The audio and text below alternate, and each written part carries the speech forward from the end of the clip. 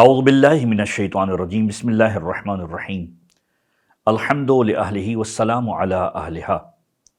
امام معصوم کا فرمان ہے لکل شیء ربیع وربیع القرآن شہر رمضان۔ ہر چیز کے لیے ایک موسم بہار ہوا کرتا ہے اور قرآن کریم کے لیے موسم بہار ماہ مبارک رمضان ہے۔ ماہ مبارک رمضان کی ان بابرکت ساعتوں کو مزید بابرکت بنانے کے لیے اور بارونق بنانے کے لیے یہ قرآنی سلسلہ کہ جس میں آج ہم گفتگو کریں گے سورہ مبارکہ احزاب کے بارے میں۔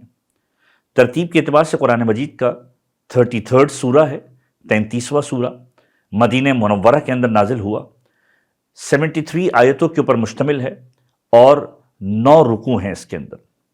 اس کا نام سورہ مبارکہ احزاب ہے۔ احزاب جنگ خندق کے عنوان سے بہت ہی معروف ہے، جس کو جنگ احزاب بھی کہا جاتا ہے، اور یہ جنگ اس وقت لڑی گئی کہ جب کفار مکہ نے باقاعدہ طور پر مختلف کفار کے گروہوں جو مدینے کے اطراف میں آباد تھے ان کے ساتھ مل کر ایک زبردست قسم کی فورس کو تیار کیا کہ مسلمانوں سے جا کر لڑنا ہے۔ مختلف گروہوں کو جمع کیا اور جنگ خندق کو لڑا۔ خندق کے مقام پر یہ لڑائی ہوئی، اسی لیے اس سورہ کا نام سورہ احزاب ہے۔ حزب کہتے ہیں گروہ کو، احزاب کہتے ہیں مختلف گروہ کو، گروہوں کی جمع، یعنی کفار کے مختلف گروہ جمع ہوئے مسلمانوں سے جنگ کرنے کے لیے۔ اب اس سورہ کا جو موضوع ہے وہ نام سے واضح ہے کہ جنگ خندق اس کا ایک اہم ترین موضوع ہے کہ جس کو پروردگار عالم نے ڈسکس کیا اور اپنے حبیب کو کہا کہ اللہ سے ڈریں اور کفار و منافقین سے ڈرنے کی ضرورت نہیں ہے اور ان کی اطاعت کرنے کی ضرورت نہیں ہے۔ ابو سفیان مکہ آیا اور مکہ میں عبداللہ بن ابی کے پاس آ کر رکا اور وہاں پر رکنے کے بعد مختلف قسم کی باتیں کی۔ پیغمبر نے عبداللہ بن ابی کو امان دی ہوئی تھی۔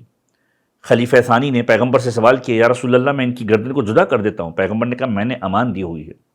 یہ مختلف قسم کے واقعات جو بعد میں پیش خیمہ بنے جنگ خندق کا، اور اس سورہ کے اندر پروردگار عالم نے اس انداز سے ان موضوعات کو ڈسکس کیا کہ انسان کا ایک دل ہے، اس میں ایک چیز رہ سکتی ہے، یا ایمان رہ سکتا ہے یا کفر۔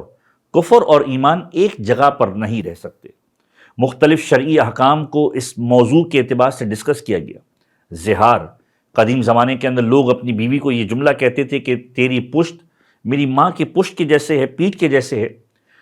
عربی لغت کے اندر اسے زہار کہا جاتا تھا۔ زہار مطلب کہ تیری پشت میری ماں کی پشت کی جیسی ہے، بیوی اس پر حرام ہو گئی۔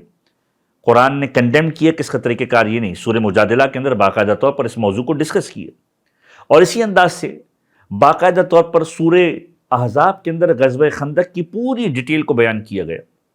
خندق کے مقام پر لوگ جمع ہوئے، کفار کی تعداد 10,000 کے قریب بیان کی جاتی ہے، مسلمانوں کی تعداد 3,000 کے آس پاس بیان کی جاتی ہے۔ حضرت سلمان نے خندق کھودنے کا مشورہ دیا جو اہل فارس کیا کرتے تھے۔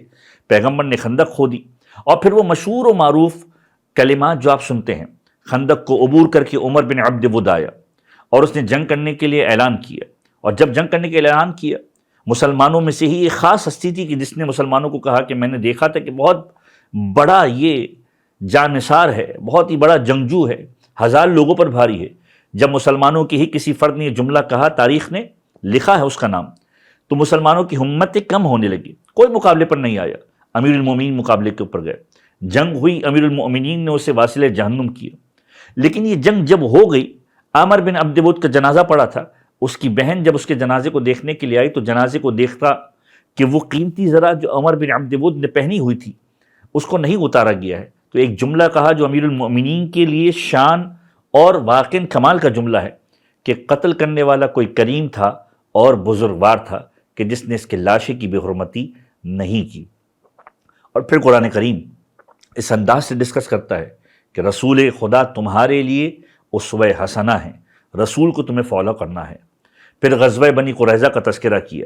یہ وہ افراد تھے، یہ وہ گروہ تھا کہ جنہوں نے جنگ خندق کے لیے کفاروں کے گروہ کو باقاعدہ طور پر ہتھیار سپلائی کیے تھے۔ سعد بن معاذ کو بھیجا گیا اور حکم بنا کر سعد بن معاذ نے باقاعدہ طور پر فیصلہ صادر کیا۔ پھر قرآن نے اس سورے کے اندر مختلف موضوعات کو ڈسکس کیا۔